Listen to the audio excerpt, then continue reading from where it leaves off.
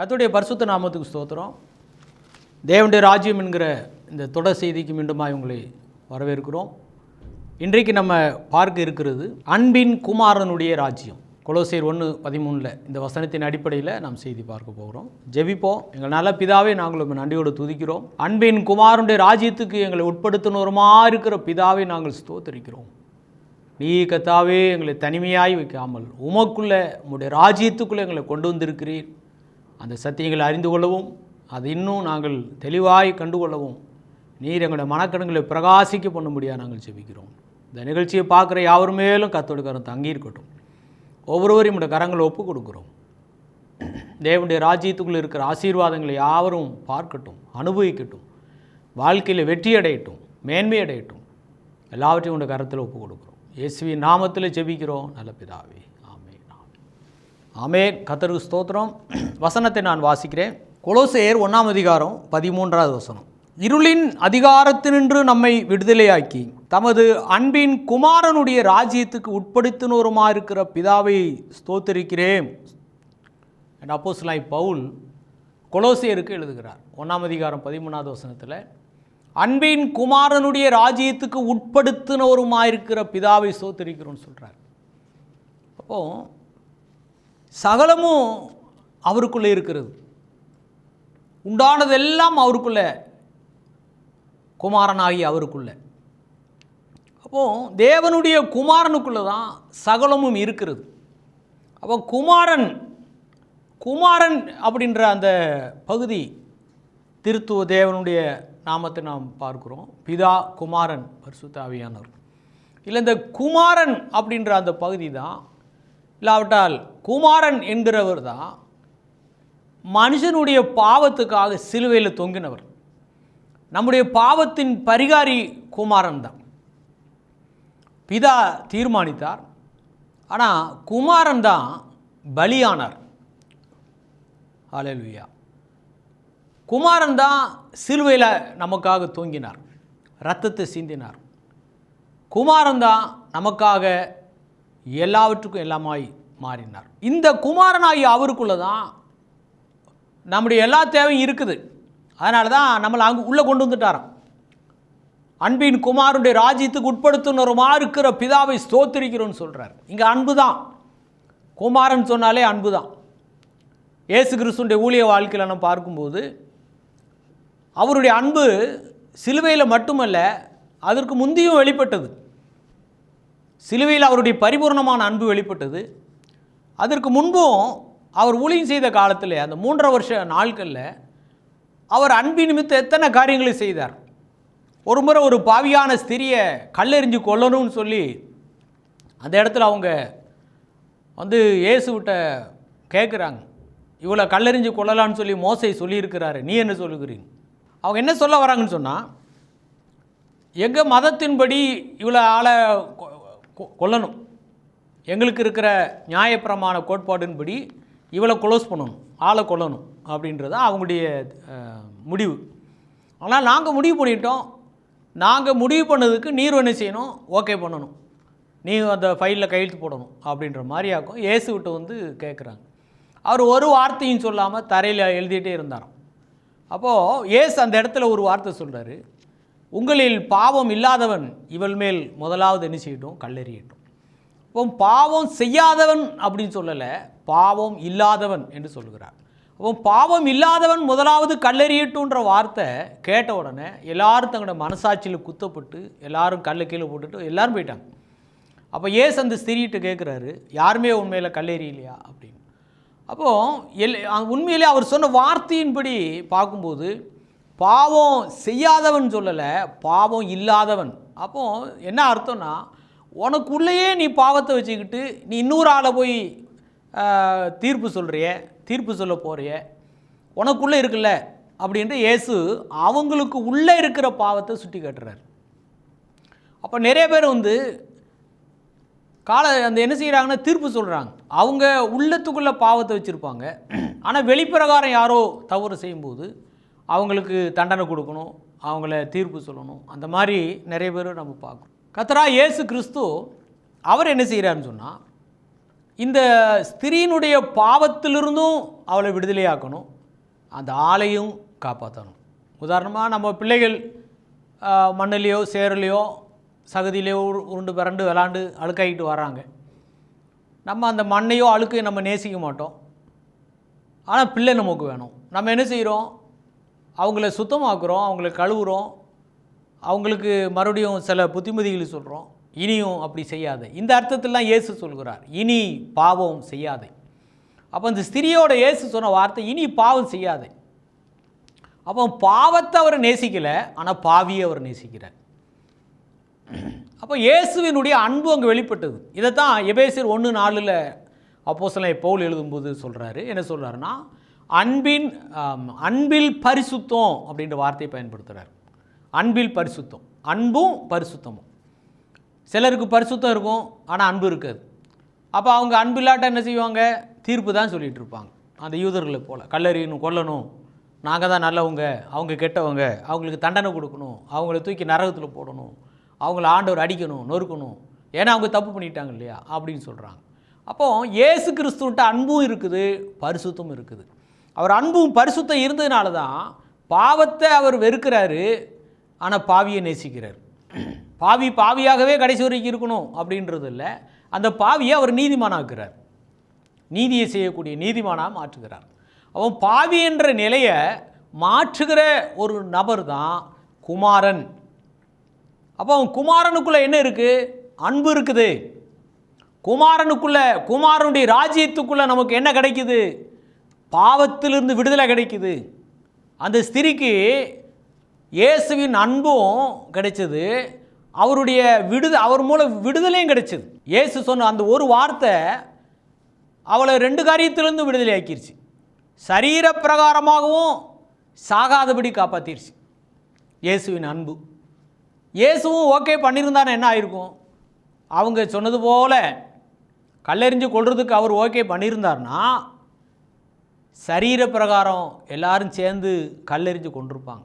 எப்படியும் கல்லெறிஞ்சு கொல்லணுமானா ஒரு கல் எறிஞ்சால் ஆள் சாகாது, கல்லை எடுத்து போட்டுக்கிட்டே இருக்கணும். எப்படி ஒரு லோடு கல்லாவது போடணும், எரிஞ்சிக்கிட்டே இருக்கணும். அப்போ பாருங்கள் எவ்வளோ வேதனை.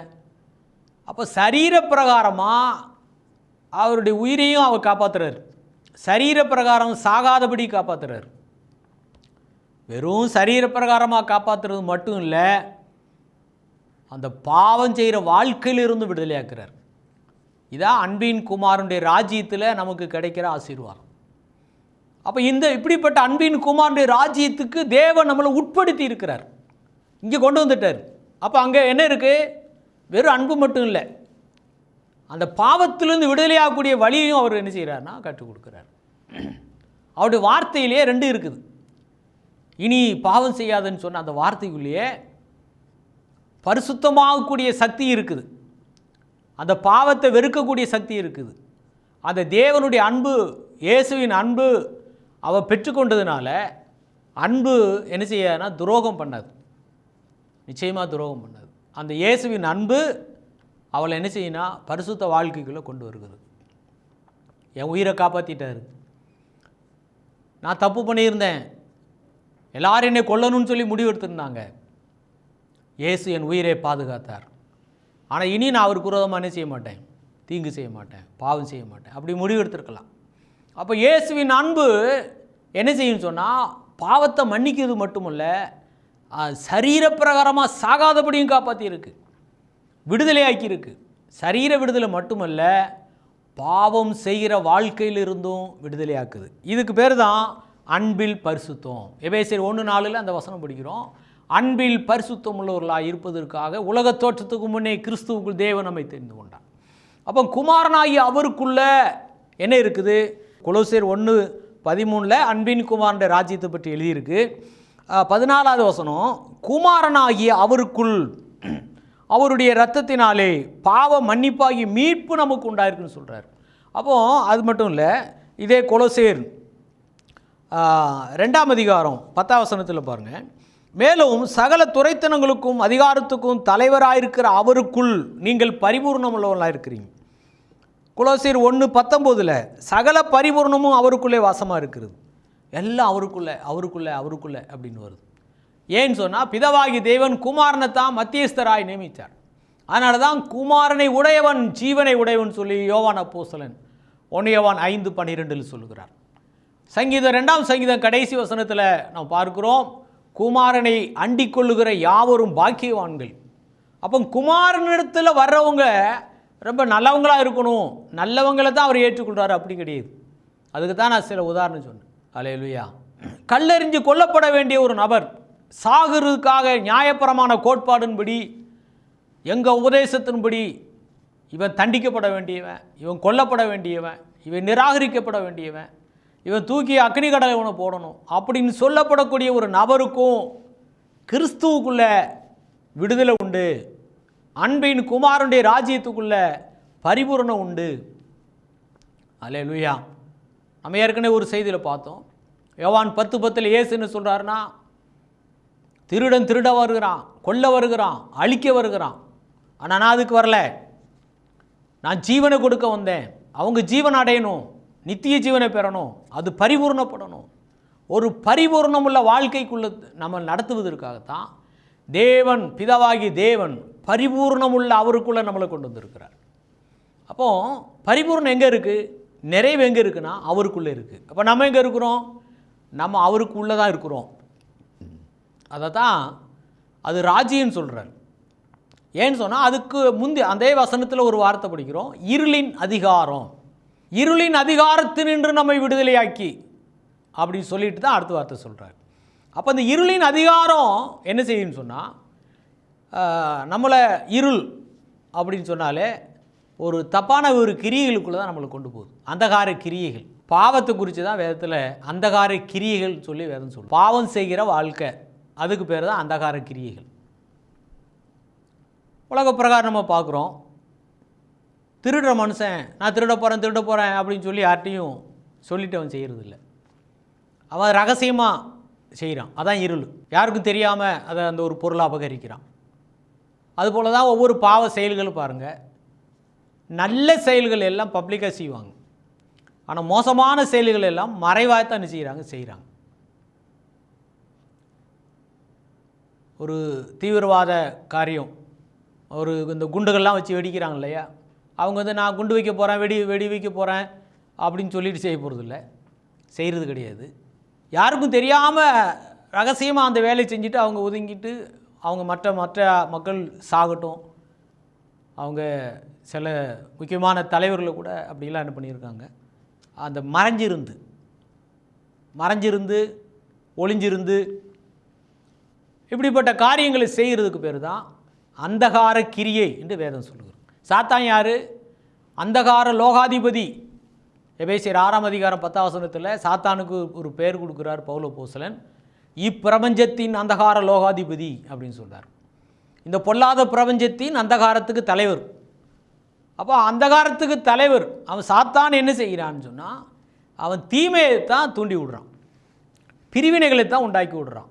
ஒருவருக்கு விரோதமாக ஒருவரை அழிக்கணும், கெடுக்கணும், அவங்கள கீழ்ப்படுத்தணும், இந்த மாதிரி தவறான கிரியைகளை தான் சாத்தான் என்ன செய்கிறான், தூண்டி விடுக்கிறான். அதனால அவனுக்கு பேர் அந்தகார லோகாதிபதி. அதான் இருளின் அதிகாரம். அப்போஸ்தலர் நடவடிக்கை 26:18 அவர்கள் என்னை பற்றும் விசுவாசத்தினாலே பாவ மன்னிப்பையும் பரிசுத்தமாக்கப்பட்டவர்களுக்குரிய சுதந்திரத்தையும் பெற்றுக்கொள்ளும்படியாக அவர்கள் இருளை விட்டு ஒளியினிடத்துக்கும் சாத்தானுடைய அதிகாரத்தை விட்டு தேவனிடத்துக்கும். என்ன அதிகாரம்? கொலோசையரில் இருளின் அதிகாரம் படித்தோம் 1:13. அப்போஸ்தலர் 26:18 சாத்தானுடைய அதிகாரம்னு சொல்கிறார். அப்போ இருளின் அதிகாரம், சாத்தானுடைய அதிகாரம். அப்போ இந்த 2 விதமான அதிகாரத்தினின்றும் தேவன் நம்மளை விடுவிக்கிறார். அல்லேலூயா. அதிகாரம் மாறுது. அப்போ மனுஷன் யாராய் போயிட்டான்னு சொன்னால் வாளாயிட்டான், சாத்தான் தலையாயிட்டான். அதனால தான் வாக்குத்தத்தம் அப்படியே மறுபடியும் திருப்புறார், நீ வாளாயிராமல் தலையாயிருப்பாய். அப்போ வாளுன்னு என்ன அர்த்தம்? அடிமைன்னு அர்த்தம். அடிமைத்தனம், அடிமைத்தனத்தில் வாழ்கிற வாழ்க்கை. அப்போ எதுக்கு அடிமை? இருளுக்கு அடிமை, சாத்தானுக்கு அடிமை. அவன் தான் அதிகாரி. அதிகாரி யார்? இருள் ஒரு அதிகாரி, சாத்தான் ஒரு அதிகாரி. 2 வசனங்களும் பார்த்தோம். கொலோசையர் 1:13 இருளின் அதிகாரம்னு சொல்கிறாரு. அப்போஸ்தலர் 26:18 சாத்தானுடைய அதிகாரம் அப்படின்னு சொல்லி பவுல் சொல்கிறார். இந்த அதிகாரத்திலிருந்து நம்மளை விடுவிக்கிறார், விடுதலையாக்கி அன்பின் குமாரனுடைய ராஜ்யத்துக்குள்ளே கொண்டு வருகிறார். ஏன் அன்பின் குமாரனுடைய ராஜ்யத்தில் கொண்டு வருகிறார்? மறுபடியும் பாவம் செய்வதற்காக அல்ல, பாவத்தில் விடுதலையாக்குறதுக்காக, பரிசுத்தமாக வாழ்வதற்காக, ராஜ்யத்தின் பிள்ளைகளா தேவன் இந்த பூமியிலே பரலோகம் பிரஜைகளாக வாழ்வதற்காக, இந்த பூமியிலே வித்தியாசமான வாழ்க்கை வாழ்வதற்காக, இந்த பூமியிலே விசேஷமானவர்களாய் வாழ்வதற்காக. நம்ம கடந்த செய்திகளோடு பார்த்தோம். யோவான் 10:9 இயேசு சொல்கிறார், ஒருவன் என் வழியாய் உட்பிரவேசித்தால் அவன் ரட்சிக்கப்படுவான், அவனுடைய ஆத்மா பாதாளத்துக்கு போகாது. ஒரு ஐஸ்வர்யவான் மரித்து அடக்கம் பண்ணப்பட்ட பிறகு பாதாளத்திலே அவன் போய் வேதனைப்படுகிறான். இயேசு அந்த விஷயத்தை சொல்லியிருக்கிறார். லூக்கா 16ஆம் அதிகாரத்தில் 22-23 வசனங்களில் அந்த படிக்கிறோம். அவன் பாதாளத்தில் வேதனைப்படுகிற போது அப்படின்னு சொல்கிறார். அப்போது ஒரு மனுஷனுடைய முடிவு, அந்த அவனுடைய ஆத்மா அந்த பாதாளம் என்கிற வேதனையான இடத்துக்கு போகக்கூடாது என்பதற்காகத்தான் இயேசு கிறிஸ்து நம்முடைய பாவங்களுக்காக என்ன செய்தார்? சிலுவையில் அறையப்பட்டார். அல்லேலூயா. அப்போது இந்த வேதனையான இந்த துக்கமான பாதாளத்துக்குரிய காரியத்தில் இருந்து ஒரு மனுஷனை மீட்கிறதுக்கு பேர் தான் ரட்சிப்பு. ரட்சிக்கப்பட்டீங்களா அப்படின்னு கேட்குறாங்க இல்லையா? எங்கேருந்து ரட்சிக்கப்பட்டோம்? பாதாளத்திலிருந்து ரட்சிக்கப்பட்டோம். அந்த இடத்துக்கு நாங்கள் போக மாட்டோம். ஏன் போக மாட்டோம்? நாங்கள் அங்கே போகக்கூடாது என்பதுக்காக தான் இயேசு எங்களுக்காக சிலுவையில் என்ன செய்தார்? மரித்தார்.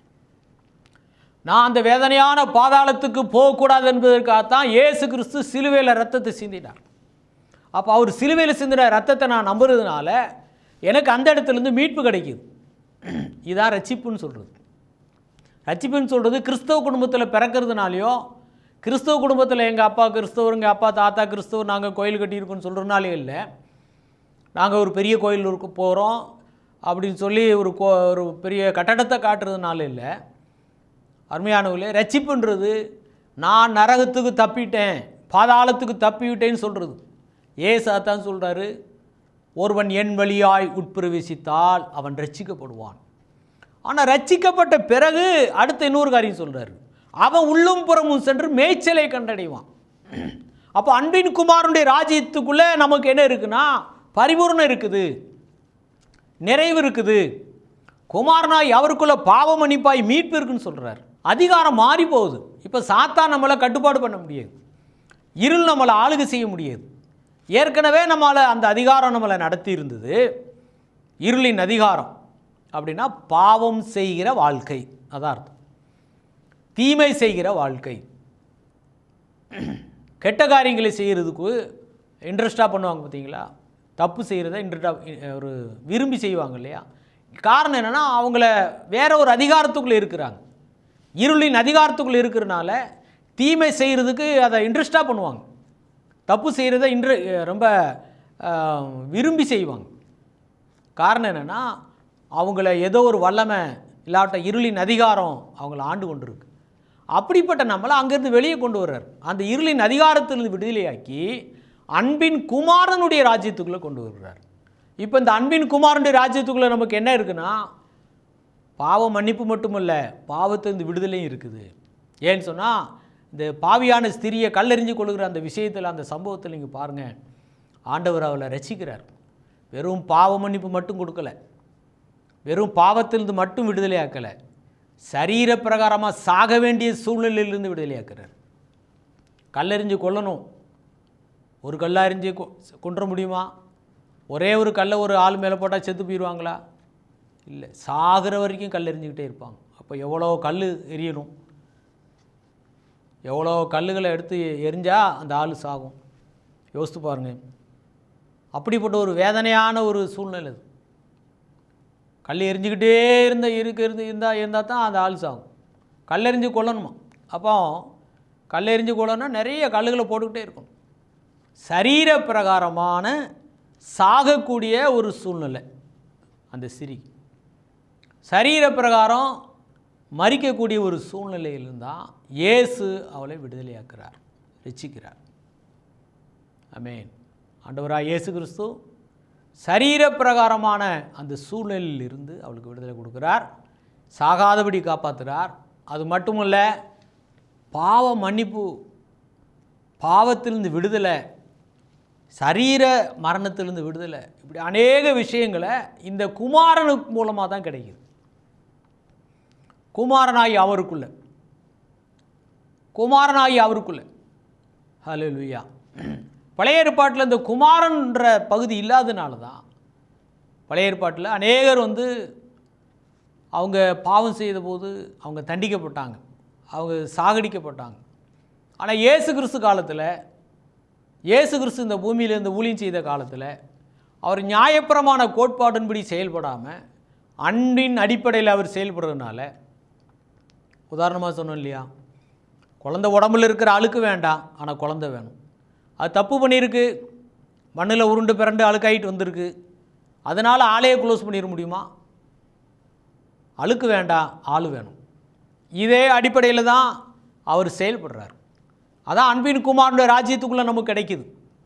அப்போ இந்த அன்பின் குமாரனுடைய ராஜ்யத்துக்குள்ளே பாவ மன்னிப்பு, சரீர பிரகாரமாக சாகக்கூடிய சூழ்நிலையிலிருந்து விடுதலை, ஹல்லேலூயா, பரிபூர்ணம் எல்லாம் அவருக்குள்ளே இருக்கு. கொலோசியர் 2:10 நான் வாசிக்கிறோம், தேவத்துவத்தின் பரிபூர்ணமெல்லாம் அவருக்குள்ளே இருக்கிறது, நீங்களும் அவருக்குள்ளே பரிபூர்ணமாக இருக்கிறீங்கன்னு சொல்கிறார். அப்போ குமாரனாகி அவருக்குள்ள அன்பு, தேவன் தம்முடைய அன்பை குமாரன் மூலமாய் மனுஷனுடைய வாழ்க்கையில் ஊற்றுகிறார். ஹல்லேலூயா.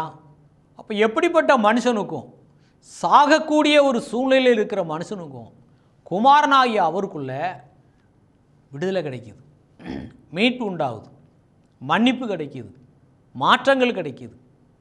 ஹல்லேலூயா. ஆண்டவராக இயேசு கிறிஸ்து மூலம் இப்படிப்பட்ட பெரிய பாக்கியம் அவங்களுக்கு கிடைக்கிது. சரீர சுகமாகுதல் கிடைக்கிது. இயேசு கிறிஸ்து காலத்தில் எத்தனையோ பேர் எத்தனையோ சூழ்நிலையில் தள்ளப்பட்டவங்க, ஒதுக்கப்பட்டவங்க. யார் ஒதுக்குனது? பழைய ஏற்பாட்டு கோட்பாட்டின்படி, நியாயப்பிரமாண கோட்பாட்டின்படி குஷ்டரோகிகள், அவங்க தீட்டுப்பட்டவங்க, பாவியான சிரியா தீட்டுப்பட்டவங்க, சகைவா அவன் ஆயக்காரன், அவன் வரி வசூல் பண்ணுறவன், அவன் அந்நியன், இப்படி அநேக காரியங்களை. அப்படி அந்த கானானி ஸ்திரின்னு சொன்ன யார்? வேறு புறஜாதி. இப்படி அநேகர் பார்த்திங்கன்னா இவங்களுடைய அடிப்படையில், மத கொள்கையின் அடிப்படையில் தகுதியற்றவர்கள், இவங்க எல்லாரையும் இயேசு என்ன செய்கிறார்னா குணமாக்குறார். ஹல்லேலூயா. தகுதி இல்லாதவங்களுடைய வாழ்க்கையில் இயேசு பிரவேசித்து அவங்களுடைய பிரச்சனைகளிலிருந்து அவங்களை விடுதலையாக்கி அவங்க மேலே தம்முடைய அன்பை வெளிப்படுத்துகிறார். அதனால தான் அவருக்கு பேர் அன்பின் குமாரனுடைய ராஜ்யம். அதாவது இயேசு கிறிஸ்துவுக்குள்ளே அன்பு இருக்குது, இயேசு கிறிஸ்துவுக்குள்ளே மன்னிப்பு இருக்கிறது, இயேசு கிறிஸ்துவுக்குள்ளே மீட்பு இருக்குது. அதான் என்ன சொல்கிறாருன்னா 14ஆம் வசனத்தில், குமாரனாகி அவருக்குள் பாவ மன்னிப்பாகி மீட்பு நமக்கு கிடைக்குது. ஹல்லேலூயா. குமாரனாகி அவருக்குள்ள சுகமாகுதல் கிடைக்குது. இவன் குஷ்டரோகி, இவன் தீட்டுப்பட்டவன் அப்படின்னு ஒதுக்கி வச்சாங்க. இயேசு என்ன செய்கிறார்னா அவனை தொட்டு சுகமாக்குறார், குருடனை தொட்டு சுகமாக்குறார். பெரும்பாடுள்ள ஸ்திரியா தீட்டுப்பட்டவங்க, அவங்கெல்லாம் ஆசரிப்பு கூடாரத்தில் அந்த பக்கத்திலே வரக்கூடாது, அந்த மாதிரி. ஆனால் அது இயேசு என்ன செய்கிறார்னா அவருடைய வஸ்திரத்தின் ஓரத்தை தொட்டு அந்த ஸ்திரீ சுகமாக்கப்படுகிறான். அப்போது சுகமாகிறதுக்கு தகுதி இல்லாதவங்க, ரட்சிக்கப்படுறதுக்கு தகுதி இல்லாதவங்க, ஆண்டவருடைய இரக்கத்தை ஆசீர்வாதத்தை பெற்றுக்கொள்ளுக்கு தகுதி இல்லைன்னு சொல்லப்படுறவங்க எல்லாருக்கும் இந்த குமாரனுடைய ராஜ்யத்துக்குள்ள அன்பு கிடைக்குது, தேவனுடைய அன்பு கிடைக்குது. அப்போ தேவனுடைய அன்பு, அவருடைய இரக்கம், அவருடைய தயவு எல்லாம் நமக்கு கிடைக்கிற ஒரு ராஜ்யத்துக்கு பேர் தான் அன்பின் குமாரனுடைய ராஜ்யம். அல்லேலூயா. இந்த அன்பின் குமாரனுடைய ராஜ்யத்துக்கு உட்படுத்தினோருமா இருக்கிற பிதாவை ஸ்தோத்திரிக்கிறோம்னு சொல்லி சொல்கிறார். ஆமேன். அன்பின் குமாரனுடைய ராஜ்யத்துக்குள்ள வாழ்வு, அன்பின் குமாரனுடைய ராஜ்யத்துக்குள்ள விடுதலை, அன்பின் குமாரனுடைய ராஜ்யத்துக்குள்ள நமக்கு நம்முடைய வாழ்க்கையில் சாத்தானுடைய ஆதிக்கம் இல்லை. ஏன்னு சொன்னால் அந்த அதிகாரத்திலிருந்து தேவன் நம்மளை விடுதலை ஆக்கிட்டார், நம்மளை ஒரு உயர்ந்த நிலைக்குள்ள கொண்டு வந்துட்டார். அல்லேலூயா. ஆமென். இதை இனிதான் நம்ம பெற்றுக்கொள்ள போகிறோமா அப்படின்னு அப்படி சொல்லலை அந்த வசனம். உட்படுத்தினோருமா இருக்கிற பிதாவை ஸ்தோத்திரிக்கிறோன்னு சொல்கிறார். இருளின் அதிகாரத்திலிருந்து நம்ம விடுதலையாக்கி இனி விடுதலையாக்க போகிறாருன்னு சொல்லலை, ஏற்கனவே விடுதலை ஆக்கிட்டார். இது விசுவாச கண்ணால் பார்க்கணும். இப்போ நம்ம எங்கே இருக்கிறோம்? அன்பின் குமாரனுடைய ராஜ்யத்துக்குள்ளே. எப்படி வந்தோம்? நமக்கே தெரியாது, நம்ம அங்கே தான் இருக்கிறோம். அல்லேலூயா. இதெல்லாம் உலகத் தோற்றத்துக்கு முன்னே முன்குறிக்கப்பட்ட தீர்மானம். எபேசியர் 1ஆம் அதிகாரம் 4வது வசனத்தில் படிக்கிறோம், உலகத் தோற்றத்துக்கு முன்னமே கிறிஸ்துவுக்குள் அன்பில் பரிசுத்தமுள்ளும் குற்றமில்லாதலுமாய் இருப்பதற்காக தேவன் தெரிந்து கொண்டார். அன்பும் பரிசுத்தமும் அதான் இயேசு. வெறும் நியாயப்பிரமாணம் என்கிற கத்தியை மட்டும் அவர் கையில் வச்சுட்டு இருக்கல, சட்டம் பேசிகிட்டு இருக்கல, அவர்கிட்ட அன்பு இருக்குது. இளையகுமாரன் மனம் திரும்பி தகப்பனிடத்தில் வருகிறான். மூத்த மகன் சட்டம் பேசிகிட்டு இருந்தான், அவனை எப்படி வீட்டுக்குள்ளே ஏற்றலாம் அப்படின்னு சொல்லிட்டு இருந்தான். ஆனால் தகப்பன் அவருடைய அன்பின் அடிப்படையில் அந்த மகனை ஏற்றுக்கொள்கிறார். அவனுக்கு உயர்ந்த நிலையை கொடுக்குறார். உயர்ந்த வஸ்திரத்தை இவனுக்கு கொண்டு வந்து கொடுங்கன்னு சொல்கிறார். அல்லேலூயா. அன்பின் குமாரனுடைய ராஜ்யத்துக்குள்ளே நமக்கு உயர்ந்த நிலை தான் எல்லாம். அல்லேலூயா. உயர்ந்த நிலை, உயர்ந்த வஸ்திரத்தை இவனுக்கு கொண்டு வந்து கொடுங்க. எல்லாவற்றிலும் உயர்வு. இயேசு சொன்ன வார்த்தையை நாம் மறக்கக்கூடாது. உள்ளும் புறமும் மேய்ச்சலை அவன் கண்டடைவான். மேய்ச்சல்னா வேண்டியதெல்லாம் அந்த ஆட்டுக்கு கொடுக்கப்படுது. ஒரு ஆட்டுக்கு என்னெல்லாம் வேணுமோ அதெல்லாம் அந்த ஆட்டுக்கு கொடுக்கப்படுது தொழுவத்துக்கு உள்ளே வந்த பிறகு. அப்போ எல்லாம் நமக்கு எங்கே கிடைக்குது? சகலமும். கொலோசியர் 2:9-10 படிக்கிறோம், தேவத்துவத்தின் பரிபூர்ணம் எல்லாம் அவருக்குள்ளே இருக்குது. நீங்களும் அவருக்குள்ளே இருக்கிறீங்க, பரிபூர்ணமாக இருக்கிறீங்க.